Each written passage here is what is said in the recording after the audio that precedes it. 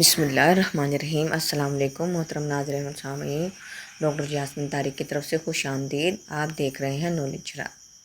آج کی ویڈیو بہت ہی سکور طلب اور سوچ بچار والی ہے، اور آیت الکرسی کے اس میں معجزات ہیں سائنس قرآن کے حضور میں۔ اللہ تعالیٰ کی کرسی اور جدید سائنس۔ قرآن کی جس آیت میں کرسی یعنی اللہ تعالیٰ کی کرسی کا ذکر ہوا ہے، اللہ کے رسول حضرت محمد مصطفیٰ صلی اللہ علیہ وسلم نے اس آیت کو آیت الکرسی کا نام دیا۔ اللہ تعالیٰ اپنی کرسی کے بارے میں واضح کرتے ہیں کہ وسیع کرسی السماوات والارض، اللہ کی کرسی نے آسمانوں اور زمین کو گھیرے میں لے رکھا ہے۔ یاد رہے، جہاں آسمانوں اور زمین کا ذکر آتا ہے وہاں کائنات مراد ہے، یعنی ساری کائنات اللہ تعالیٰ کی کرسی کے گھیراؤ میں ہے۔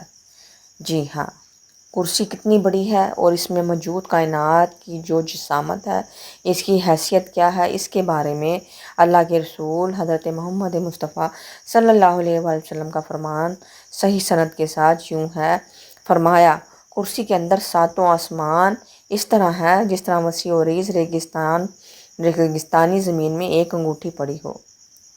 میں دوبارہ ریپیٹ کرتی ہوں، فرمایا، کرسی کے اندر ساتوں آسمان اس طرح ہے جس طرح وسیع و عریض ریگستانی زمین میں ایک انگوٹھی پڑی ہو۔ حدیث میں فلاطو کا لفظ آیا ہے لسان العرب میں۔ حدیث میں فلاطو کا لفظ آیا ہے لسان العرب میں، اس کا معنی وسیع و عریض ریگستان ہے، اس کا معنی چٹیل میدان بھی ہے۔ دونوں معنوں کو ملائیں تو معنی ریگستان نما چٹیل میدان ہوگا۔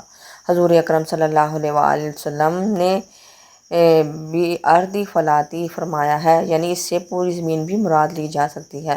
جی ہاں، ساری زمین ایک ریگستان نما چٹیل میدان ہو تو یہ کرسی کی جسامت ہے، اور اس میں ایک انگوٹھی پڑی ہو تو یہ ساتوں آسمان جیسی جسامت ہے۔ معلوم ہوا کہ اس کرسی میں بے شمار لاتعداد اور ان گنت کائناتیں سما سکتی ہیں۔ سبحان اللہ۔ میں کہتی ہوں کہ اگر پوری زمین مراد نہ بھی لی جائے، سعودی عرب کا صحرا ہی مراد لے لیا جائے، تو وہ بھی 6,50,000 مربع کلومیٹر پر مشتمل ہے۔ جزیرۃ العرب کے اس صحرا کو ربیع الخالی کہا جاتا ہے۔ یہ 1000 کلومیٹر لمبا اور 500 کلومیٹر چوڑا ہے۔ اتنا بڑا صحرا کرسی سمجھ لی جائے تو اس کے وسط میں پڑا ہوا ایک چھلا، ایک انگوٹھی، ساتوں آسمان ہے، یعنی اس اعتبار سے کرسی اس قدر بڑی ہے کہ اس میں اربوں خربوں کی گنتی سے کہیں زیادہ کائناتیں سما سکتی ہیں۔ باقی کرسی کی حقیقت کو تو اللہ ہی بہتر جانتے ہیں، بے شک، اللہ اکبر، وہ ہماری ذہنی پرواز کے اعداد و شمار سے کہیں بڑی ہے۔ نظریاتی فزکس کے نامور سائنسدان مسٹر اسٹیفن ہاکنگ، جو تھوڑا عرصہ قبل وفات پا گئے، ان کی کتاب جس کا نام the universe in a nut shell ہے، کتاب کا تیسرا چیپٹر بھی اسی عنوان سے ہے۔ عنوان کے نیچے اخروٹ کی تصویر ہے، یعنی جس طرح اخروٹ میں مغز بند ہوتا ہے، اس طرح یہ کائنات ایک مضبوط خول کے اندر بند ہے۔ مسٹر ہاکنگ یہاں انگریز دانشور مسٹر شیکسپیئر کا ایک قول لائے ہیں: I could be bounded in a nutshell and count myself a king of infinite space۔ میں تو ایک خول میں جکڑا ہوا ہوں، جبکہ میں اپنے آپ کو لامحدود خلا کا بادشاہ سمجھے ہوئے ہوں۔ اسٹیفن ہاکنگ نے اپنی زندگی کے آخری دنوں اس حقیقت کا برملا اعتراف اور اعلان کیا کہ یہاں تو کئی آسمان ہیں، کئی کائناتیں ہیں۔ سبحان اللہ۔ جی ہاں، مولا کریم نے اپنے نبی کریم صلی اللہ علیہ وسلم پر آخری کتاب قرآن کریم نازل فرمائی تو اس کا آغاز ہی ہے بے شمار کائناتوں کے وجود سے کیا گیا۔ فرمایا، سب تعریف اس اللہ کے لیے جو بے شمار کائناتوں کی ضروریات کو پورا فرمانے والا ہے۔ دوسرے مقام پر فرمایا، فَلِلَّهِ الْحَمْدُ رَبِّ السَّمَاوَاتِ وَرَبِّ الْأَرْضِ رَبِّ الْعَالَمِينَ۔ سورۃ جاثیہ 36۔ سب تعریف اللہ ہی کے لیے ہے جو آسمانوں کا رب ہے اور زمین کا رب ہے، تمام کائناتوں کا رب ہے۔ بے شک، ناظرین اور سامعین اور قائرین، یہاں آسمانوں کا الگ تذکرہ فرمایا، زمین کا الگ تذکرہ فرمایا اور پھر کائناتوں کا الگ تذکرہ فرمایا۔ واضح کر دیا کہ کائنات کوئی ایک نہیں بلکہ بے شمار ہے، اور سب کائناتیں کرسی کے اندر جکڑی ہوئی ہیں، جیسا کہ اللہ رسول صلی اللہ علیہ وسلم کے فرمان میں فی الکرسی ہے، یعنی کرسی کے اندر۔ تو اس ترجمے کو دوبارہ دیکھیں، سب تعریف اللہ ہی کے لیے ہے جو آسمانوں کا رب ہے اور زمین کا رب ہے، تمام کائناتوں کا رب ہے۔ سبحان اللہ۔ مجھے ایسے محسوس ہوتا ہے کہ جیسے زمین کی شکل بیضوی ہے، ستاروں اور سیاروں کی شکلیں بھی تقریباً ایسی ہی ہیں، کہکشاؤں کی صورتیں بھی اسی قسم کی ہیں، کرسی کی صورت بھی ایسی ہی ہوگی، باقی اللہ تعالیٰ بہتر جانتے ہیں۔ کس قدر بے شمار کائناتیں ہیں جو بن چکی ہیں، بنتی جا رہی ہیں، بنتی چلی جائیں گی، بے شک ان کی تعداد بس اللہ تعالیٰ ہی کے علم میں ہے، اور یہ سب اللہ تعالیٰ کی عظیم مخلوق کرسی کے اندر انتہائی معمولی حیثیت کی حامل ہے۔ اللہ اکبر۔ یاد رہے اللہ تعالیٰ کی صفات ازلی اور ابدی ہیں۔ خلق یعنی پیدائش، کریشن اللہ تعالیٰ کی صفت ہے۔ صفت کا اظہار ہر لمحے جاری و ساری ہے۔ اب ہم نے دیکھنا یہ ہے کہ کرسی سے بھی بڑی کوئی مخلوق ہے۔ جی ہاں، وہ اللہ تعالیٰ کا عرش ہے۔ اللہ کے رسول اکرم صلی اللہ علیہ وسلم کا فرمان ہے، کرسی کے مقابلے میں عرش اتنا بڑا ہے جتنا کہ چٹیل ریگستانی میدان انگوٹھی سے بڑا ہے۔ سبحان اللہ۔ معلوم ہوا اللہ تعالیٰ کی سب سے بڑی مخلوق اللہ تعالیٰ کا عرش ہے، جسے 8 فرشتوں نے اٹھا رکھا ہے۔ القرآن۔ اللہ کے رسول اکرم صلی اللہ علیہ وسلم نے فرمایا کہ ان میں سے ایک فرشتے کی حقیقت کو بتلانے کی اللہ تعالیٰ نے مجھے اجازت دی ہے۔ اس کے کان کی کونپل سے گردن تک کا فاصلہ، کان کی کونپل سے گردن تک کا فاصلہ، شولڈر کی بات نہیں کر رہی ہوں، کان کی کونپل سے گردن تک کا فاصلہ 700 سال کی مسافت ہے۔ 700 سال کی مسافت ہے۔ الجامع الکامل، یہ ریفرنس ہے۔ یہ رفتار اگر حضرت جبرائیل علیہ السلام جیسے فرشتوں کی رفتار کے مطابق ہوگی تو اتنی سی جگہ پر نہ جانے کتنی کائناتیں سما جائیں گی۔ الغرض سب سے بڑی مخلوق عرش ہے۔ عرش کے بعد اللہ تعالیٰ کی سب سے بڑی مخلوق کرسی ہے۔ کرسی میں بے شمار کائناتوں میں سے ایک ہماری کائنات ہے، جو 7 آسمانوں اور 7 زمینوں پر مشتمل ہے۔ اس میں جو ہمارا آسمان ہے، قرآن نے اسے آسمان دنیا کہا ہے۔ کتنی غور طلب بات ہے، یعنی اللہ تعالیٰ نے تو 7 آسمان تخلیق کیے نا، تو اس میں اللہ تعالیٰ نے جب زمین کے آسمان کی بات کی تو قرآن میں اسے آسمان دنیا کہا، اور فرمایا کہ ہم نے اسے ستاروں سے مزین فرمایا ہے۔ باقی آسمانوں کی تزئین و آرائش یا بناوٹ کیسی ہے اللہ تعالیٰ ہی بہتر جانتے ہیں۔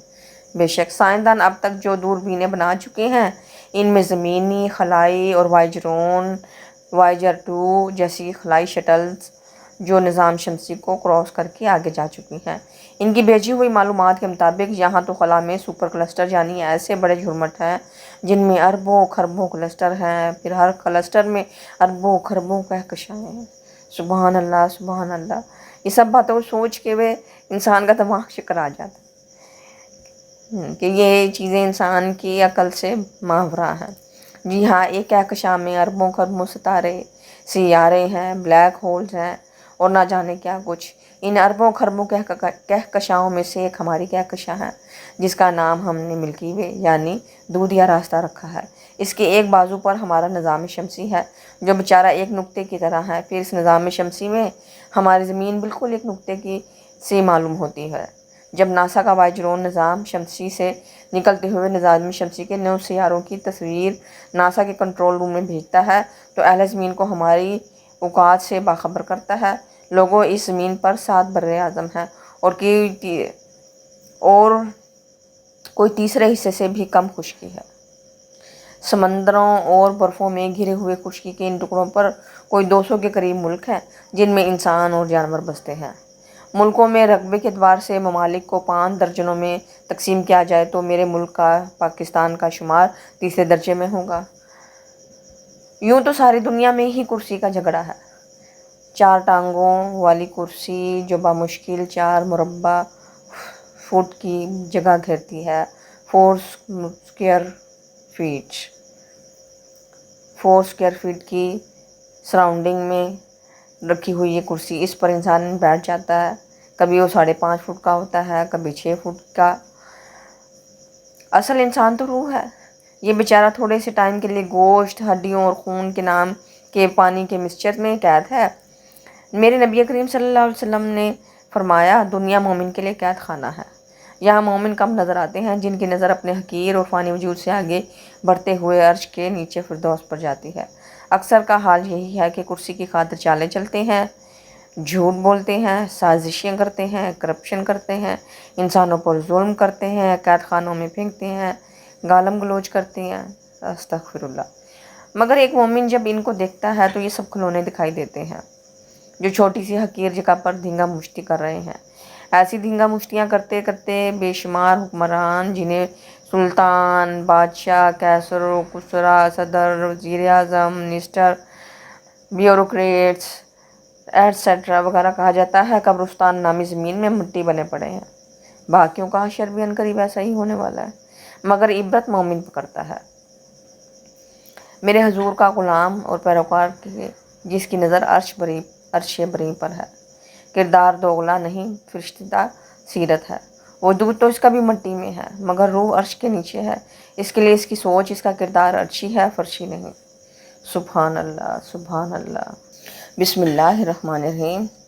اللہ لا الہ الا ہو الحی القیوم لا تأخذہ سنۃ ولا نوم لہ ما فی السماوات وما فی الارض من ذا الذی یشفع عندہ الا بإذنہ یعلم ما بین ایدیہم وما خلفہم ولا یحیطون بشیء من علمہ الا بما شاء وسع کرسیہ السماوات والارض ولا یعودہ حفظہما وہو العلی العظیم۔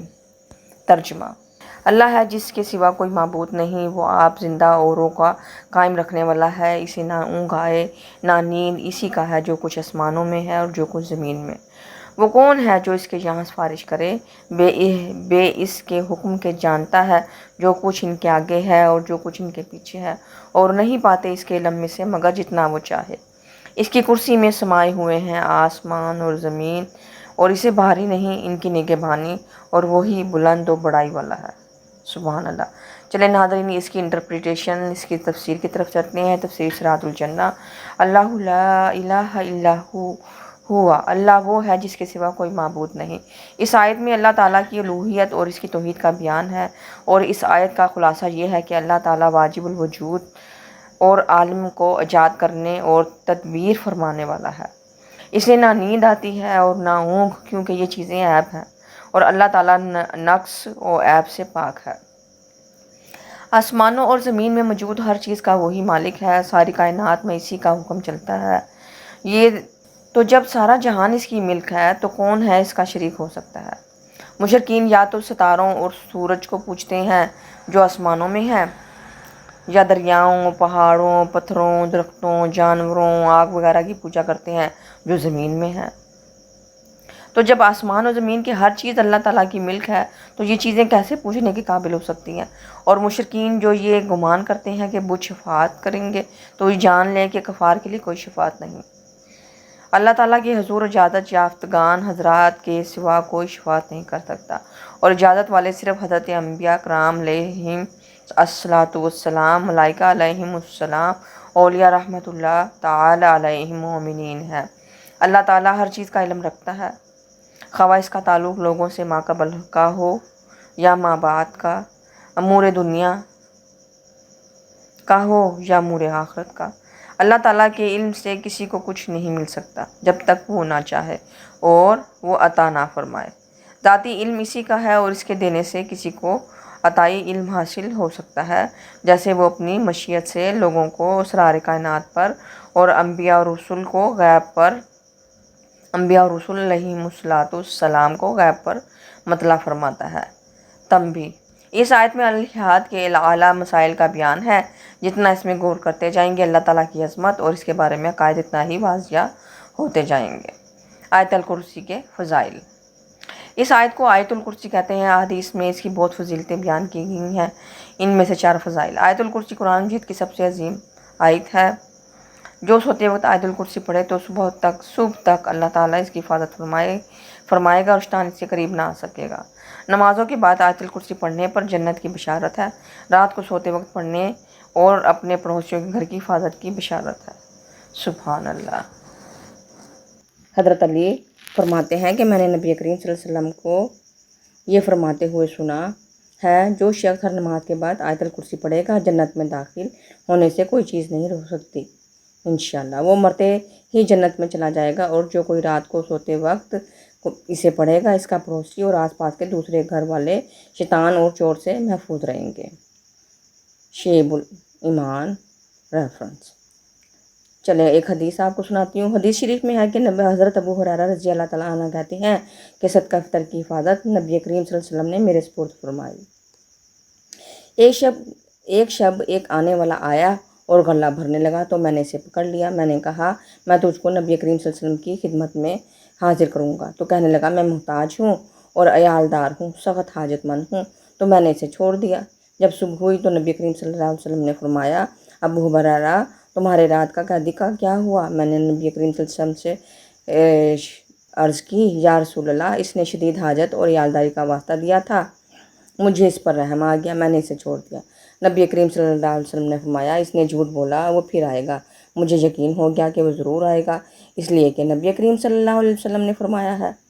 چنانچہ میں اس کا انتظار کرنے لگا، اتنے میں وہ آ گیا اور غلہ بھرنے لگا۔ میں نے اسے پکڑ لیا اور کہا میں تجھے نبی کریم صلی اللہ علیہ وسلم کی خدمت میں پیش کروں گا۔ تو کہنے لگا مجھے چھوڑ دو، میں محتاج ہوں، عیالدار ہوں، اب نہیں آؤں گا۔ مجھے رحم آ گیا، میں نے اسے چھوڑ دیا۔ صبح ہوئی، نبی کریم صلی اللہ علیہ وسلم نے فرمایا ابو ہریرہ تمہارا رات کا قیدی کا کیا ہوا؟ میں نے عرض کی نبی کریم صلی اللہ علیہ وسلم اس نے گریہ زاری کی پر آج پھر مجھے رحم آ گیا اور میں نے اسے چھوڑ دیا۔ نبی کریم صلی اللہ علیہ وسلم نے فرمایا اس نے تم سے جھوٹ بولا ہے، وہ پھر آئے گا۔ میں اس کے انتظار میں تھا کہ وہ آیا اور پھر غلہ بھرنے لگا تو میں نے اس کو پکڑ لیا اور کہا کہ 3 مرتبہ تو کہہ چکا ہے پھر نہیں آؤں گا، مگر پھر آ گیا۔ اب میں تجھے نبی کریم صلی اللہ علیہ وسلم کی خدمت میں پیش کروں گا۔ کہنے لگا تم مجھ کو چھوڑ دو، میں تمہیں ایسے کلمات سکھا دوں گا جن سے اللہ تعالیٰ تم کو نفع دیں گے۔ وہ یہ ہے کہ جب سونے کا ارادہ کرو تو آیت الکرسی، بستر پر آیت الکرسی، اللہ لا الہ الا هو الحی القیوم آخری آیت تک پڑھ لیا کرو۔ صبح تک اللہ تعالیٰ کی طرف سے یہ آیت تمہاری نگہبان ہوگی اور شیطان تمہارے قریب بھی نہیں آئے گا۔ میں نے پھر اسے چھوڑ دیا۔ جب صبح ہوئی تو نبی کریم صلی اللہ علیہ وسلم نے فرمایا تمہارا رات کا قیدی کیا ہوا؟ میں نے عرض کی اس نے مجھے چند کلمات سکھائے ہیں جن سے اللہ تعالیٰ نفع دیں گے۔ نبی کریم صلی اللہ علیہ وسلم نے فرمایا یہ بات اس نے سچ کہی، حالانکہ وہ جھوٹا ہے۔ تمہیں معلوم ہے کہ 3 راتوں سے تمہارا مخاطب کون ہے؟ میں نے عرض کی نبی کریم صلی اللہ علیہ وسلم نہیں۔ حضور پاک صلی اللہ علیہ وسلم نے فرمایا کہ وہ 3 دن آنے والا شخص شیطان ہے۔ میں نے عرض کی نہیں۔ حضور اکرم صلی اللہ علیہ وسلم نے فرمایا کہ وہ شیطان ہے۔ حدیث شریف میں ہے کہ جو کوئی سختی اور مصیبت کے وقت آیت الکرسی اور سورۃ بقرہ کی آخری آیت پڑھے گا اللہ تعالیٰ اس کی فریاد رسی کریں گے انشاءاللہ عز و جل۔ اللہ تعالیٰ ہم سب کو یہ آیت پڑھنے کی توفیق عطا فرمائے۔ چلیں آیت الکرسی کی چند فضیلتیں اور بیان کرتی ہوں۔ جب گھر سے نکلتے وقت پڑھو گے تو 70,000 فرشتے ہر طرف سے آپ کی حفاظت کریں گے، سبحان اللہ۔ جب گھر میں داخل ہوتے وقت پڑھو گے تو آپ کے گھر سے محتاجی دور ہو جائے گی انشاءاللہ۔ جب وضو کے بعد پڑھو گے تو 70 درجے بلند ہوں گے، سبحان اللہ۔ اگر رات کو سوتے وقت پڑھو گے تو ایک فرشتہ ساری رات آپ کی حفاظت کرے گا انشاءاللہ۔ اور اگر فرض نماز کے بعد پڑھو گے تو آپ کا ایک پاؤں زمین پر اور دوسرا جنت میں ہوگا انشاءاللہ تعالیٰ۔ تو ناظرین یہ تھی آج کی ویڈیو، اور مجھے یقین ہے کہ آپ کو آیت الکرسی کی یہ ویڈیو بہت پسند آئی ہوگی۔ اس کو لائک، شیئر اور سبسکرائب کریں اور اپنی قیمتی رائے سے ضرور آگاہ کیجیے گا۔ اللہ حافظ۔